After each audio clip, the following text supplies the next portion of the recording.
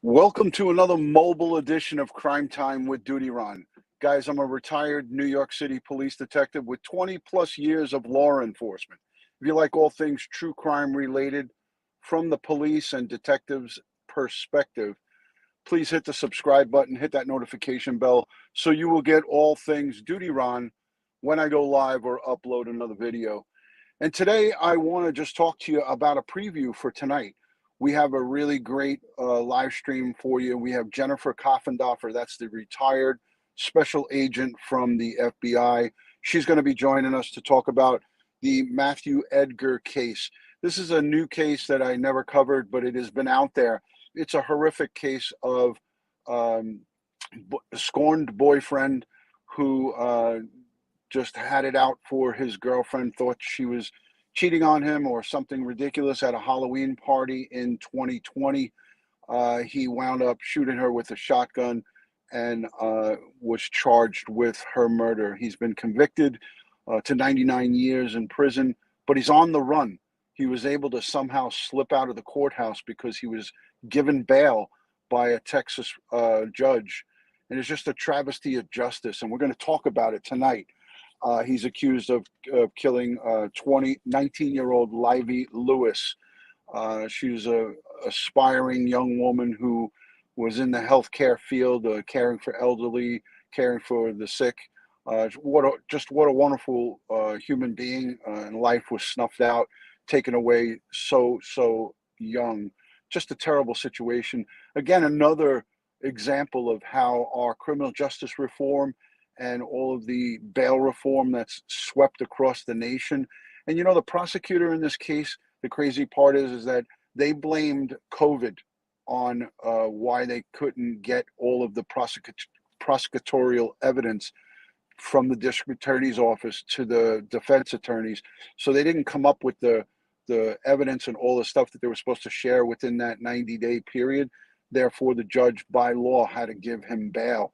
And it was a really low bail, but we're going to talk about it tonight with retired Special Agent Jennifer Coffendorfer and Ed Wallace. We're also going to talk about the Lopez case. You know, Gonzalo Lopez is still on the run. He, is a fugitive from justice. We have the U.S. Marshals and the FBI and local, state, and all of the different authorities looking for him. Before we get into the preview, I want to say a special thank you to my Patreon supporters, the channel members, and all of the folks who watch the replay and positively engage in this community. You guys are what makes this a great place, and I want to say thank you to each and every one of you. You guys are awesome. Trucker Steve says bail reform is terrible. Trucker Steve, I really agree with you 100%. Hi, Tara Ellis. Good to see you. Thank you for being a Patreon supporter, channel member, and a wonderful friend here on Crime Time with DutyRon. Always great to see everybody.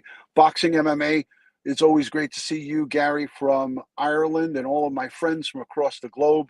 Nikki Bella, Aunt BB, Robert McElderry, thank you for joining. Black Rose 11, Girl Friday. Wow, everybody is here. Everybody's present. So by a show of hands, who will be present for duty tonight? Tonight at 8 p.m. Eastern. Who's going to be present for duty? Put it in the chat if you are going to be PFD. Let's see how many folks are going to join us for a discussion about Matthew Edgar. He was, I believe, 21 or 22 at the time, actually 23 at the time of him committing this heinous act. And now he is 25 years old and he's out on the run. So Alicia is going to be PFD. Doodlebug is going to be here. Deco Paint and Tea. Jojo. Thank you. Little Bit is going to be here. Sana Elise Holt Johnson. Good to see you. Thank you for joining from Norway. Our girl Friday is going to be present for duty. Michelle is hoping so. Katrina says PFD. Lauren McKenzie. Dan 1. Donna Barnes. Pink Phoenix. Matty Boy Sully, of course. Hello, Barbara Mooney. Good to see you. Unsolved Crimes Uncovered. PFD. I'm marking you guys on the roll call, all of you. Nikki Fletcher, Black Rose 11, that's a given. I know she'll be there. Luis, thank you for being PFD. Kimberly, Cat Lover. Jolene. Jolene is one of our great friends and mods. Listen, Jolene on the screen right there needs everybody's love and support. She had surgery on her knee. So today and every day she's trying to recover. And we also want to send a special prayers and hugs for Alicia B. Today is I don't like to call it an anniversary, but today is the day her husband passed on, and you know, she reminded me yesterday of it, and I know Black Rose 11 also had a reminder recently. It's just it's just a really tough day for folks. You know, when my dad's anniversary of his passing comes up, and some of my significant others and friends that I've lost along the way, it's really a tough day. So Alicia B was sending you hugs. Black Rose 11, always love. And Jolene was sending you healing prayers and positive vibes. So Ed Wallace is in the chat, and there he is. There's the message from Eddie Wallace. He is racing home to join the live. Always good to see you, Ed, and take your time. It's no big deal. So tonight we're going to break down. We're going to get into Matthew Edgar. We're going to break down the case. We're going to talk about the injustice that has been served onto the family. This happened in Sabine County, Texas. So it's kind of like eastern Texas. It's on the border of Louisiana. And the county sheriff, who is Tom Maddox, he states that they're running down every lead on where this perpetrator could have gone. And you know what's funny about this, and what's crazy and bizarre, is that the state of Texas has had so many mess ups in the last couple of years. But this one is particularly really heart-wrenching because he shot his girlfriend or his ex-girlfriend with a shotgun inside her vehicle, so point blank range, and then sent text messages to some other friends in the middle of the night after he did this, and they were asking where she was. Where is Livye Lewis? That's the victim here. And when his phone was sent a text like she didn't return home, people are worried about her. Where is she? He responded back that she's dead. And that was brought up at his trial. And when he skipped out on court on day 2 of his trial, he didn't show up on day 3. He skipped out after day 2. When he didn't show up on his trial because he had bail, he had a very low bail, and the judge gave him bail. But when he skipped out on his trial, the trial commenced and kept going on day 3, and they found him guilty of this murder charge, and he was sentenced to 99 years in prison. But he's now a fugitive of justice.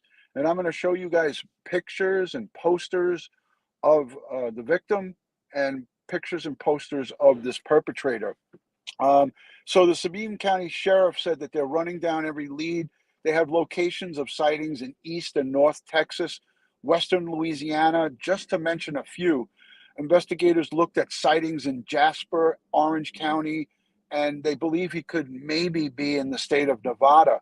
So there's a whole bunch of things that they're looking at. There is a $10,000 reward for the arrest and capture. He's already been convicted of murder, but there's a $10,000 reward, I believe, that was put up by the family, by her mom, Darcy Bass.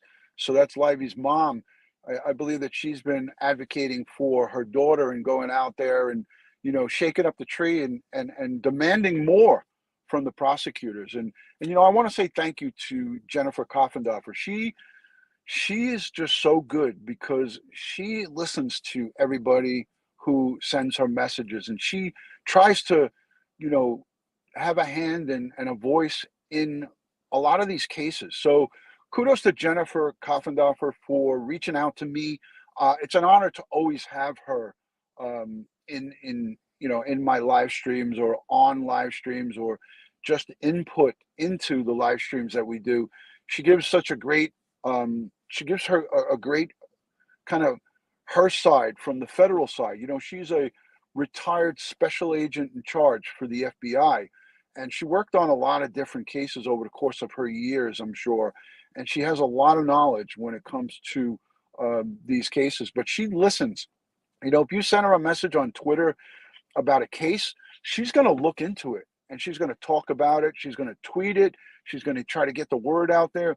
And that's exactly what she did in this case of Matthew Edgar, this perpetrator, this murderer who is now out on the loose. You know, um, we're all just appalled by the criminal justice system. It's just crazy. The state of Texas, we've had the jailbreak of Gonzalo Lopez, right? He was wanted for, I mean, he was serving capital murder. This guy, a really bad guy, shot at police, murdered somebody with a pickaxe, Mexican mafia, all kinds of crazy stuff in his background. He was able to slip out of his chain, his shackles, and his handcuffs, and get out of that prison bus. By the way, tonight we're also going to have the Tieperman family back on with us because they want to talk about the community and how the community feels unsafe and unsettled because the Texas Department of Criminal Justice and the correction officials pretty much just picked up from Leon County and went on their way. But what I wanted to mention too about Texas, we highlighted about 6 months ago Diamond Alvarez. This is the young teenage girl that was gunned down 22 times. She was shot in the back 22 times. Diamond Alvarez. We had her mom on with us. We had Diamond's mother on with us, and she was pleading and crying on a live stream about how bad the criminal justice system is. They let the murderer, the killer of her daughter, who shot her 22 times in the back in a small little grassy field right across from their house. And the judge gave him $250,000 bail, and he is out and free. You know, we had Anna Machado come on, that's Diamond Alvarez's mother, and I kept in contact with her, and I talked to her all the time, you know, by text messages through Facebook. This guy violated his release, his conditional release and the bail, and they put him back in, and then they let him back out. So she was victimized one time when her daughter was murdered. She was victimized when they released him. Then he went back in, and then they released him again. So this family has been victimized 3 separate times. That is crazy. I want to look at the chat and see what everybody's talking about. Trucker Steve is saying, give a shout out to the FDNY. FDNY fireboat went to the Delaware to help with a barge on a fire yesterday. FDNY and the NYPD are always ready, willing, and able. Tara Ellis says that's sick. And, you know, it is. It's sick on many, many different levels. I mean, we all should be, as Americans, we all should be outraged by this. You know, this is a travesty of justice. This is the exact opposite of what our criminal justice system is there to do for us. You know, when we look at people who take other people's lives, they are not supposed to get bail, period. So there's something very, very, very wrong with the system and what's going on. I mean, this guy here, convicted killer, I'm just showing you quickly a little news piece that I have. And if Ed gets into his studio and is able to play this piece, I sent it to him on his email. But basically, what it reads as East Texas killer still on the run. And here's why Matthew Edgar was out on bond. He was convicted and sentenced to 99 years, despite failing to show up for the balance of his trial. He showed up for 2 days and then walked out. This is a picture of him walking out of court on day 2. and he never returned. So I don't know if you guys could see that, probably not, but that's a picture of him walking out of court. Matthew Edgar walks out of court on January 26th of this year, which was day 2 of his murder trial. The next day, he was a no-show. He did not show up in a Texas court. A search in Texas and Louisiana has been underway ever since. So this guy just slipped out of court and basically said, you know what, I'm not going back there. I don't feel like I have a chance of beating this, because he did plead not guilty. A defendant who is detained in jail pending a trial. This is the reason. This is the answer from the court, from the judge. A defendant who is detained in a jail pending trial of an accusation against him must be released either on a personal bond or by reduced bail if required. If the state is not ready for trial on a criminal action for which he is being detained within a 90-day period, we are required to release him. So if they did not give all the information and have everything ready within that 90-day period, and that's why they gave him this bail. But if the prosecutor knew that this was a murder case, it's in their best interest to get their information to the court and to get it and share it with the defense. So they released him because the prosecutor, the actual body, the prosecutors it's the state. The burden of proof is with the state. They effed up. They screwed this thing up. And that was what allowed the judge, under law, that actually made the judge have to offer bail under law. And they came up with the bail, and he walked out of court with his mother. He walked out of court. And that's the crazy, crazy thing. When you think about Diamond Alvarez and what happened to her, shot 22 times by the perpetrator, and he actually spit on the ground after he shot her all those times. So this perpetrator spit on the ground, and he was able to walk. He was able to walk out of that court with a $250,000 bond. So 10% of that, you do the math, it's not a lot of money. It's disgusting, you know? So Aunt Bibi says, so if he hurts someone else, this is on them as well as him. Absolutely. Absolutely. Is society better off having someone who stands not convicted, but stands charged with taking another human being's life? Are we that soft on crime nowadays that we are going to say, let's make this, let's create a loophole for the bad guys or bad girls and allow them to be out? It just doesn't make any sense. Lynn Hall says, hi, DutyRon, listening from London. If Lopez is in Mexico, can he be deported back to the U.S.? He can, but it's hard. It's not an easy thing to do. We do have agreement with the Mexican authorities for certain bad folks to have them extradited, but relations right now aren't that great there. So it's all a matter of, it's kind of like barter trade. There's no set law that they have to give them up. So you have to rely on the Mexican authorities, and that's kind of shaky. That's kind of shaky as we speak. So that is what it is.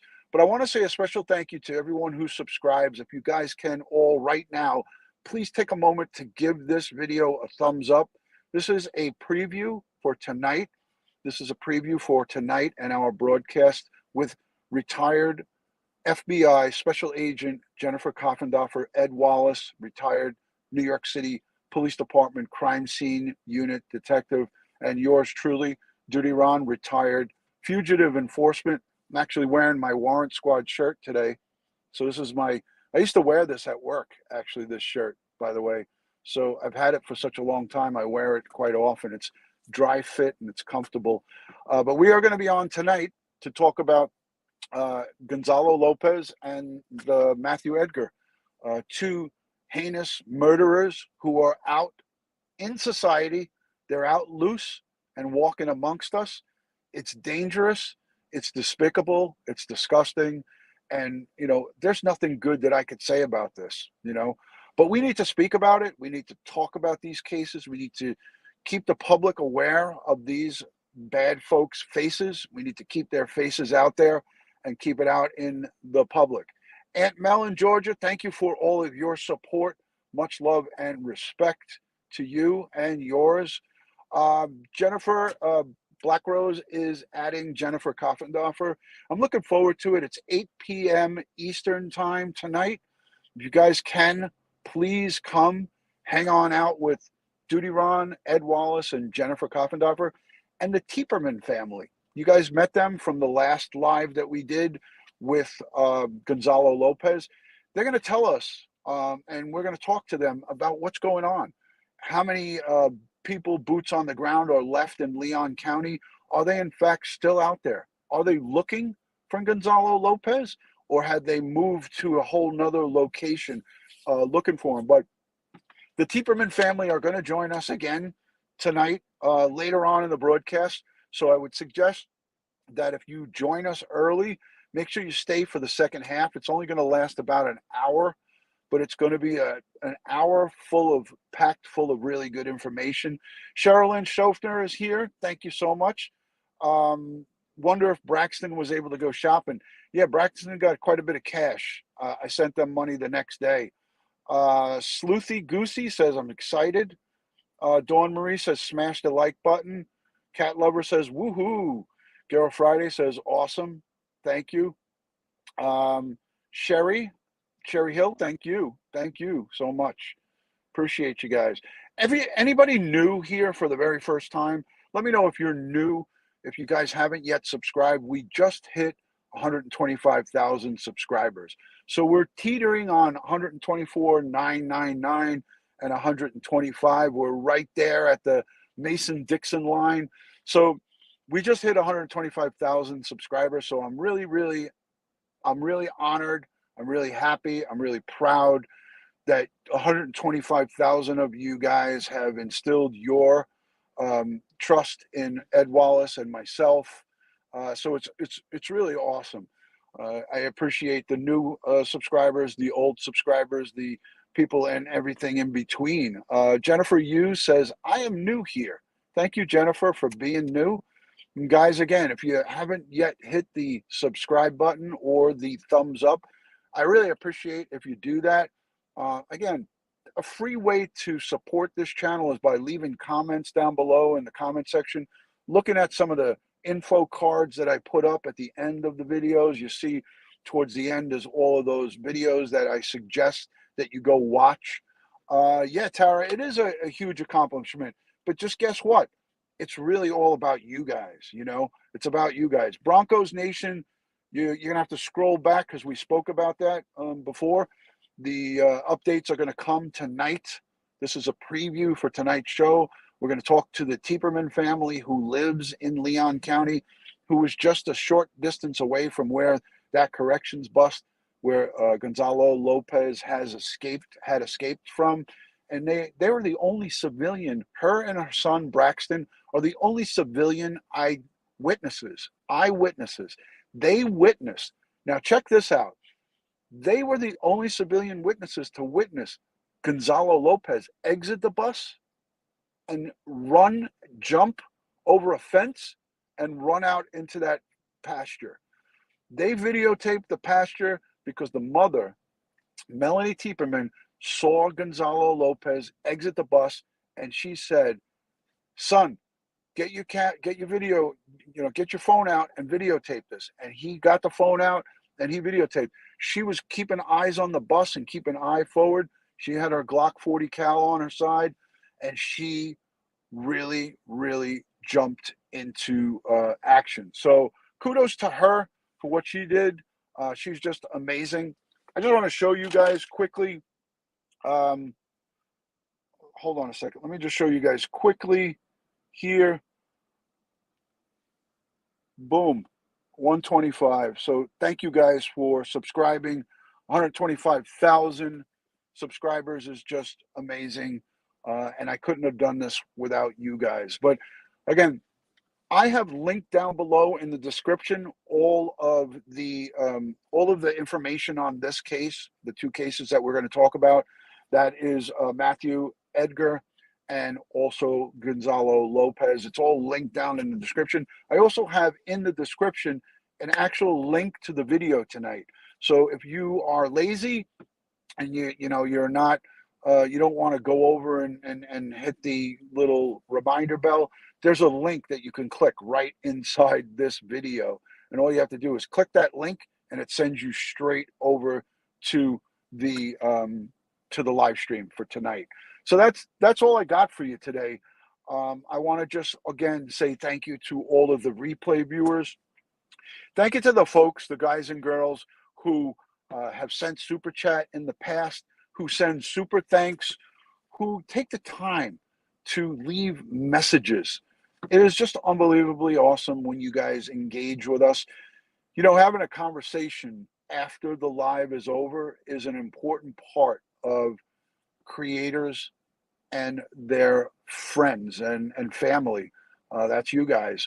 It's an incredible part, and it's an important part of communication between creators and the community that watches them.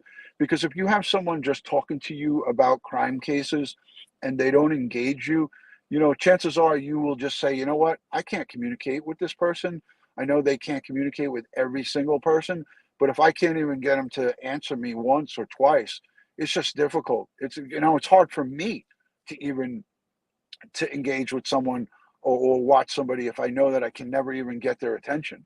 So I know that everybody likes to get the attention and get people to come on and say hello. It's just physically impossible to do it for everybody, but we try our best. Between Ed and I, we try to answer almost all of the questions.